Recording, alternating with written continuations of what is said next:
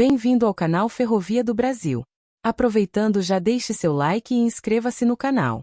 Nesse vídeo estamos num trecho que a ferrovia foi abandonada em São Paulo, antiga Sorocabana. Na linha tronco que existia entre as estações Júlio Prestes e Sorocaba.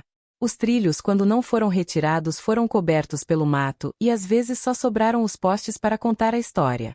Esse trecho é após a estação Mailasque sentido a estação destruída Gabriel Pisa.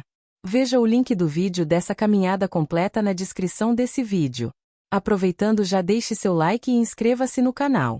Deixe um comentário nesse vídeo para ajudar no crescimento do nosso canal.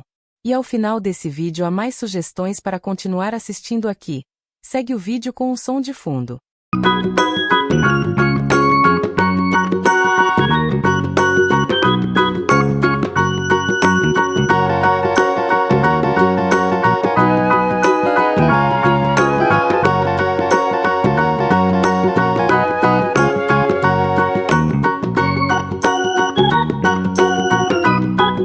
Obrigado por ter assistido o nosso vídeo. Aproveitando, já deixe seu like e inscreva-se no canal. Deixe seu comentário nesse vídeo sobre o que foi mostrado nele. Veja agora sugestões de mais vídeos para continuar assistindo nesse canal.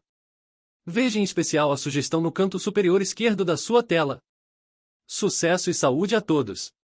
Até breve com mais vídeos.